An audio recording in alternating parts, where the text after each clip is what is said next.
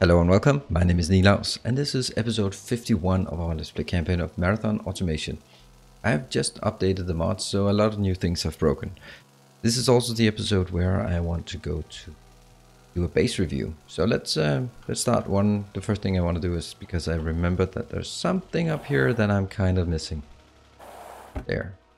These ones. Maybe not, but whatever. Let's start with the base review. We'll start here. This is my starter base. We have my usual 4 lanes in of different ones. And over here. So we have the normal green signs. This is actually nuts. This is 1 per second, or this is actually 2 per second. This is almost 2 per second, but I'm not able to consume 2 per second. So this will always be backlogging as long as there's enough. I really should be upgrading my labs, but I really don't have a much to research yet. I can only research down to here, and then I'll be done. This this base, I have now put icons on it, so I'm producing basically the basic stuff to get the ball rolling. This will continue, but it will also be descoped eventually. For example, when I take the science out, then all of the science producing things will be removed. Similarly, when I build the electronics will be removed as well. But this starter base, the reason why I blocked it in with walls is because I use advanced autonomous industries, which has a tendency just to wreck everything. So now here we have something I've recently built, or some of it is actually very old. These columns are very old. We have lead, tin, and glass over here. That is used and sent up to the main boss in our starter base. Very basic. I don't need much, so I have these small deposits down here. You can see the input comes in. This is the rubite ore that comes out crushed, goes into this box, which, yeah, it's full of crap. I also have way too much of the slag, but it doesn't really matter at this point. Let's see. Oh, this one is very dead. Why did I not see that? Well, I don't know if I should be fixing things or not, but I could. I think this one is full already, isn't it? Yeah, it's jammed. Oh, and it's almost jammed. But we can do that part, yeah? Let's remove this, because that's not leading anywhere. That's leading to something that I have removed. Let's put that in there. So now we can at least convert all of, what is that? Like 18,000 crushed stone into 9,000 normal stone. That's better. This is like one of the first small things that is still here, but I just want to empty it. Just strip mine it and then figure out what I'm going to do with that.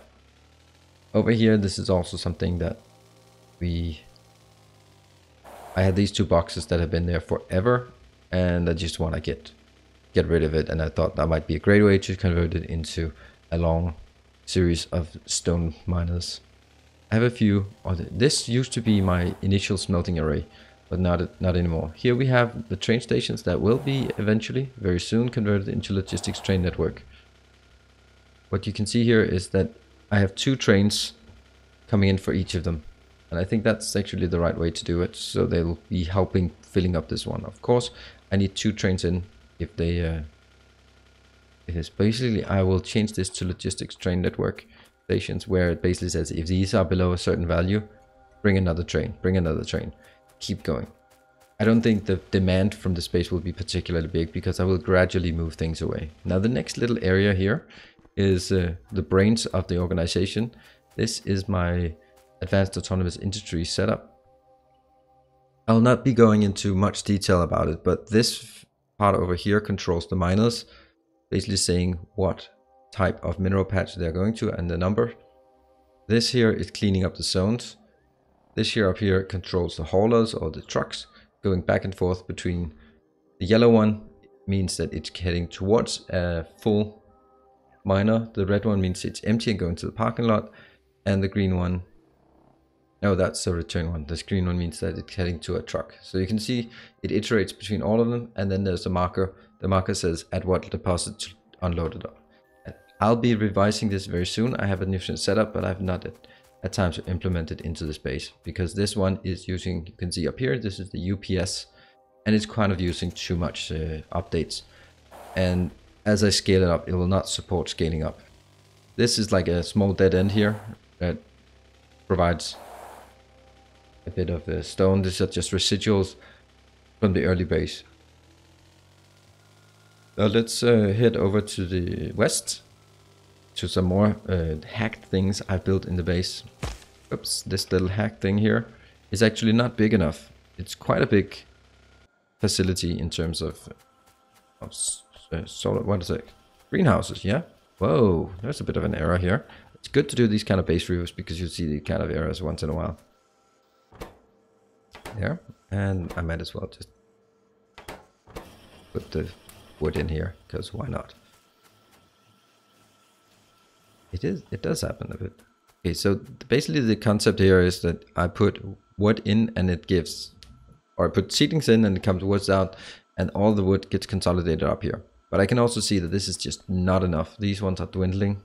This is almost dead because I'm just so rapidly producing them into, you can see all of this area up here. I really should be getting the car when I do this. Otherwise I will get further and further away from the car. So this is a bit of a problem. I'm running on a limited time because this one will run out. And I need bigger and better areas if I want to use iron or use wood for fueling the factory, and I don't. I actually want to use coal, so this is what I've set down here. I have actually said, I think I should actually do it differently. That one is not necessary. Now I'll just start clicking some random things. I will just, while we're here, I'll fix this one. But that's actually not how I want it. I actually want it a different way. I want this one to be the surplus here. So I'll take here, like so. One goes that location, one goes to this location.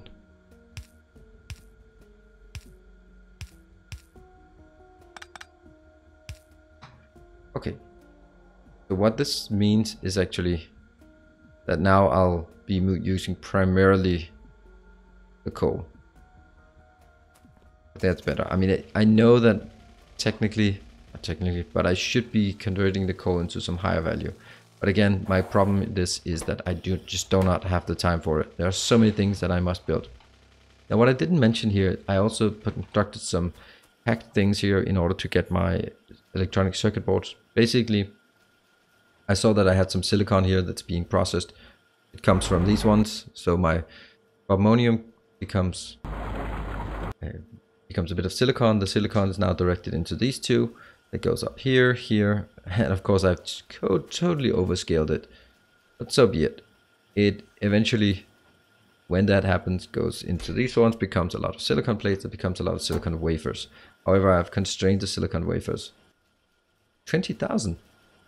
Okay, so it actually stops soon, and then I have just a lot of silicon plates. Silicon plates are nice to have for later on. This area down here is basically our inbound logistics for raw materials. We have our parking lot over on this side for all of our trucks. They are mainly waiting, and basically what works, I have unhooked these because I don't bring things into this location so much more. What is happening over here is actually quite clever in my opinion, is that I take all the wooden pallets or wood bricks in, that goes into each of these locations to make sure that there's enough, so that when the truck comes back and parks at the parking lot, which it will be parked most of the time at the parking lot, then it stands here and then it will be filled up so that it always has 600 in store, so that when it heads out it will be able to feed the miners. That's a pretty good way of making sure that the miners are full. So for example this one, why are you not? That's interesting, isn't it? Let's just see. It's because it's slightly too far away, or it's because it does not have... Oh, I know that. Yeah. It's because it's one of the new ones, so it doesn't have the unit value. This is part of the AI. I'll fix that, but not now. Thank you. We'll continue making strange new things. This is just... Yeah. Oh, it's slag for cement, for concrete bricks. I have no idea what you're doing, Angel. You're just making my life more difficult. Here we have our very, very small power facility, but the base is not really demanding much. Let's head over a bit further out in our starter base before heading up to the first district that we created, which is kind of the whole point of the base. So we have here, this is another location, not very much. This is another location for, why is this jammed? Oh dear. Oh no, it's because someone has messed up the recipes in the latest. God damn it, Angel. Why the hell do you always break things? Ah, I'm so frustrated. So plastic. Oh, there's no plastic. Yay. Liquid plastic? You gotta be kidding me. You gotta be kidding me. So you also messed that up now.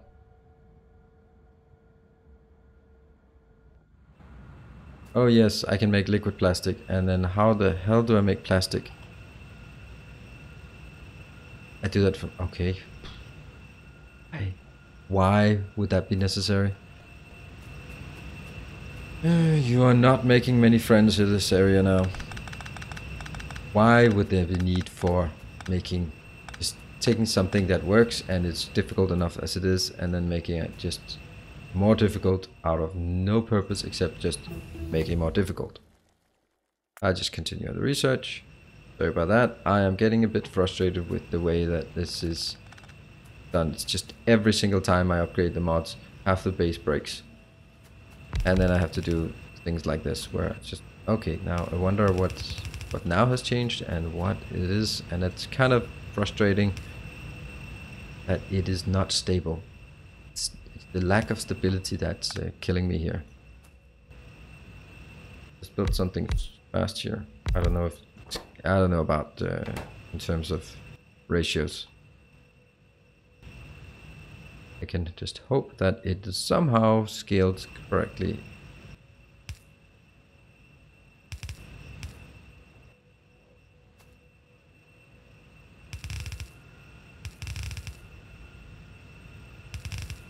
Reason for me to do it this way is that then I can scale it up faster if this needed. So place these.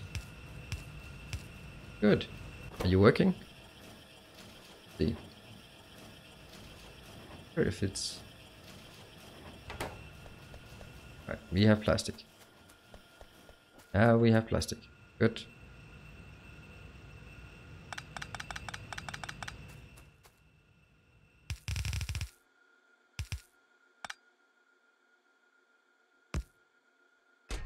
And we're back to the plastic. That's good-ish, I guess. But it is kind of frustrating that it's always like this. I'll just build one, block the hole, and get on. Okay, so this is our plastic creation here. Was also broken by the latest mod, and now these ones are up and running again. Of course, they take some time to get up to speed. Right, let's continue up to the district. Maybe I should make a pack train. No, I can't do a pack train because someone has just filled up my inventory with crap. Oops. Oops. Go on. Yes. And let's proceed up this base. So we have everything that we need. Here we have the basic circuit board, the wires, like basic things here. This one we will take 300 nanobot. Yes, please. Do we need some? I'm not gonna run into some ingredients for our for the military science that I needed slightly, and then engines for, you know, something, and then I kind of ran out. So like, all right, that's not gonna happen. So up here we have, let's look at it from the map so we get a bit of an overview. This is our main base. It'll be continue to be working such as this.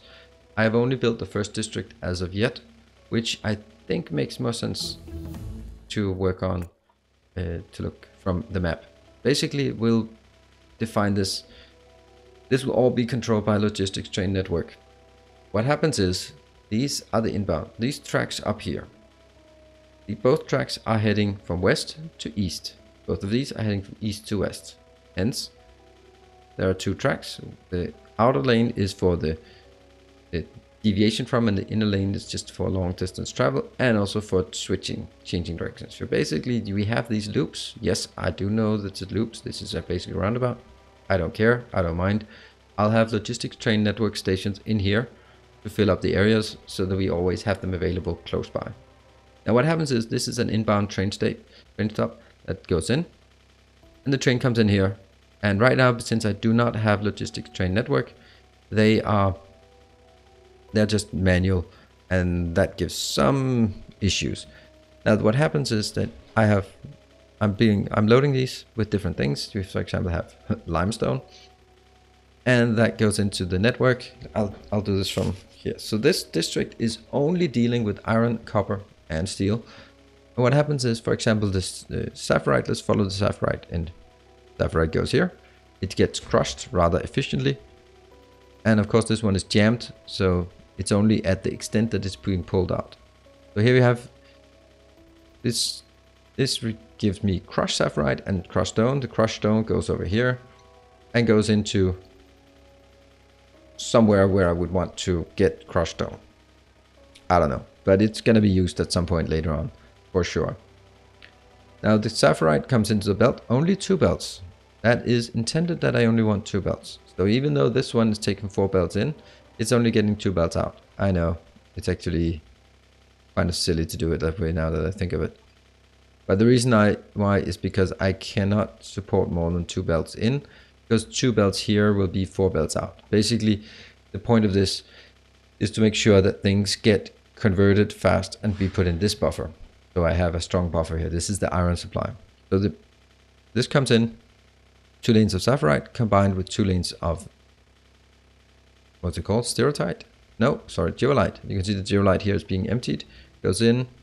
I still have a full deposit here, and this one is not quite full, but you can see the iron continues to run here. That goes into smelting array where we sort it. So I get pure iron out. You can see lots and lots of iron here. It's completely jammed, and it goes in here. 3-to-2 balancer, because I also get it up here, and I want it to be from here merged into the line. So basically if I have 2, then I don't quite have a full lane. That's a bit annoying actually. This one is not able to keep up. So 2 lanes in here will not give 2 compressed lines out. That's something we probably should fix. So I have 2 almost compressed lines coming out. Goes in here, which is also the reason why this is not quite full, because it would actually be a perfect fit for a fully compressed line. This takes the iron ore and does the processing, the pelleting, the ingots, and then we have ingots out. So at this process we have 2 lanes in, and it actually becomes 4 lanes out, because it's a 1-to-2 ratio. However, I just gave them each a different line. That's why they're not quite full. This one is least full because the lines are not completely jammed or completely full. This goes into the ingots, and the ingots are basically full.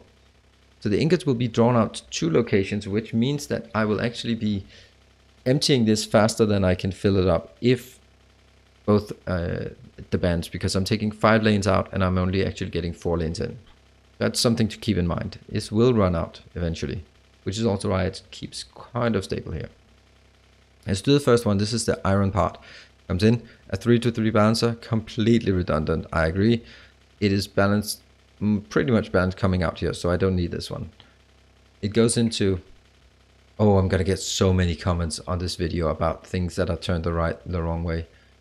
But as the way I play, as long as it's running, I'm not going to minutely go through and see that one of these inserters is fitting the wrong way, or one of these pipes is not going the wrong way. If it works, it works. And when I see it, I fix it. That's just the way it is. So this one goes into these 3 casting processes where it becomes first liquefied and then becomes plates. And that gives us 3 full lanes of plates inbound. I will be dragging these out to the 2 train stations here, because this is how the district works. The district works by having inbound here and outbound on the side. So crushed stone, iron, and steel. And on the other hand, copper, slag, and landfill. Let's look at the steel process. This is slightly more complicated. So I need oxygen, which is just an oxygen, just pulling it out of the air. This is actually interesting. So I take my iron. It looks strange. It looks like it's flowing the wrong way, but it isn't because of the setup. Oh, I really hope this is not the... I mean, this flickering thing is actually quite frustrating. I wish I could get rid of it, but I would have to move around and then it would be much more driving and bumping into things. So the steel deposit here is not actually that big, which means I'm not actually even getting a full lane of steel out. That's kind of a shame. And this is 2 lanes of iron coming in, being converted. They are almost all of them. You can see it goes all the way down here. So this is, I think it's about, I don't think it's exactly 8, but I'm consuming 2 full lanes of iron ingots. And that goes into a simple steel process here that converts. And it goes into steel ingots, and basically 1 iron to 2 steel. No, 2 iron to 1 steel, that's how it is. It is the cheaper steel. So I don't really need much. These ones are still filling up at a pretty decent rate. But I will be expanding this once I have the advanced materials processes. Okay, pressure tanks, yes please. Now on the other side, we have more or less the same process. We have here a bit of coke production, why not? Here we have something that's completely empty, and that's because I am not getting any stereotype. I'm gonna have to take a look at that, why I'm not getting stereotype. So stereotype comes in, goes out, goes back on the bus, goes in here, gets just basic. This is just a basic way of sorting it. And there are also, I think I fixed the errors on this one. I really like this setup. Maybe it's a bit redundant here and there. Which generates, that's why I have 4 outputs. It generates iron ore, goes up to the iron. It generates slag, goes up to the slag. See up here, it's quite a bit already. And that's pretty big quantities already just accrued here. And the copper, that's the important part, goes in here and becomes converted into copper. Goes back into here and so on and so forth. And all this working. How is the copper doing? Right, 29, 29, 100. Okay, we are still in trouble in this regard. Because, and these are trains are then the ones being transported down to here. So that truck should not drive inside my train station. I'm gonna wall off my train station because that's not okay. That is not okay. It's too risky having them in there. I don't even know what happens when a train hits a truck. Guess I'll find out at some point. All right, let's zoom out a bit and look at this next one. The next thing I'll build is probably going to be the science district. I'm not sure this is okay. I'm just clicking random science here. Not sure this is a great idea because this one should actually be emptied first. I'm really desperately trying to empty this one. I am down to 500,000, also a bit up there. But once I empty this, you can see how clustered they are. I'm gonna have to fix that one. I know why it's not working. It's because I used to be able to set an indicator of -1, which meant it would take the last one, the last zone of that type. But that doesn't work anymore, so I need to fix that. But I'm gonna fix it with my AEI. See up here, working. Let's look at the stereotype, and there may be some issues. This is a stereotype. This is the problem. They run out, and you know that's something I'm just gonna have to fix. So I haven't looked at this for a long time because I began building the electronic circuits. And here, for example, also a bit of an issue. The reason why there's an issue here is because these ones are desperately trying to unload, but they cannot because these are jammed. They're full, which is actually okay. Because once they start moving, they will start moving again and they'll go back and then they'll load. They will put some, just put you so you can at least fill up. And then I need to look at where the stereotype is brought. And I think, if I just think about, I think we can look at that from the map. I think it's, yes, can take a look at this. So what I'm also need, oh, one thing I should just mention is down here I have some washing area, but I need to revise this completely. Let's see, where was it I had the stereotype? The stereotype here, where's that brought to? Is it brought up to this depot? Yes. So the stereotype comes in here and is being loaded onto the train. This train is, seems to be the problem with this one. Okay, the coal is also being jammed. But here we have still 6.8. And how much do we have? We don't have anything here, but this train is being filled up. Once this train is filled up, it should actually go. 14,000. Let's have a look at, oh, I can't even look at how big it is, but 14,000. Shouldn't it just, I think it need to, it's when it hits 16,000, then it goes. But let's have a look at this. This is completely full of fuel, so no problem. I just want to see. Come on, can you get to 16,000 and then go? I'd like to have it going itself. That would be nice. Yes, perfect. Let's see if we can follow it on the map. I mean, it might not look perfect. Let's follow it. So it goes out. And it should go in here. And around. Going this direction. And it will then need to go in here. Let's zoom in again. And it comes in. Okay. So the problem is just that it's not fast enough. And you can see when it's unloaded. Yes, thank you for the corruption here. I'm just taking everything that can be researched at this point, which also means that this is why I need to scale up the research. And this train is unloaded. I need stack filter inserters, of course. That's why this is so slow. And that's but it goes down here. Now we can see it. I just want to see how this works, because once this is up and running, you can see more Light is being brought in, and it is kind of slow because it doesn't have the stack filter inserters.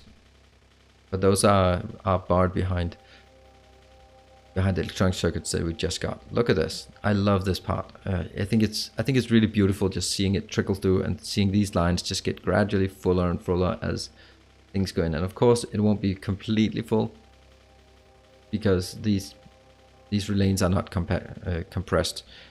It goes in here and now it can go out and be sorted. I'm just going to follow this process all the way to the end so we can see that it becomes copper. I thought that's actually a brilliant thing here. But you can see that's not enough, because this is not enough, then that becomes not enough. It should be twice the amount coming in.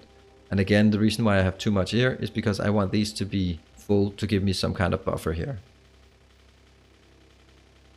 And they just gradually head over to our sorting facility, which will again not be as full as I'd like, but it will still get something going. Gradually filling up. Oh, and the first ones are starting. Awesome.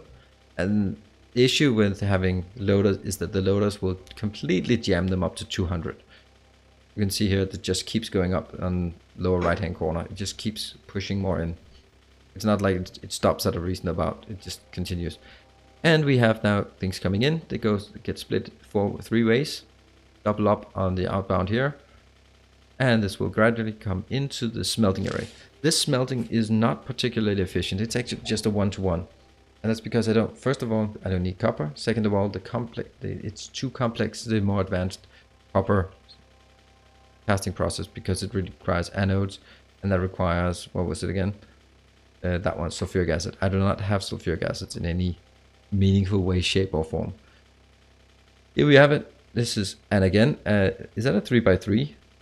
It's a 3 into 3. That's again totally redundant. Let's skip those. But it looks nice. And they will then go into, unfortunately they go all the way in here, shaping around, because I like this setup and I want it to point the right direction. One way or another, it's gonna have to go the long way. And I'd rather have it on the input side. And we have copper plates coming out. Copper plates are going out here. And they're just gradually, just this trickle of copper plates, but it'll continue for a while. Basically, the 16,000 that comes in becomes 32,000 this, and then goes in here into this part. That becomes 8,000 copper. Nope, 16,000 copper. 16,000 copper coming out. And that again becomes 16,000 copper plates. So here we have it. That's the whole process. I think it was actually quite good that we followed the process of the copper. Okay, so that was the base tour. We will be continuing another base tour in about 10 episodes or so that we can. I'll show what we built. This one was a bit longer than I expect the next ones to be, but that's primarily because I have not done this base review for a while, if ever. So thank you very much for joining, and I'll be seeing you in the next episode as we continue the construction of the base. Cheers.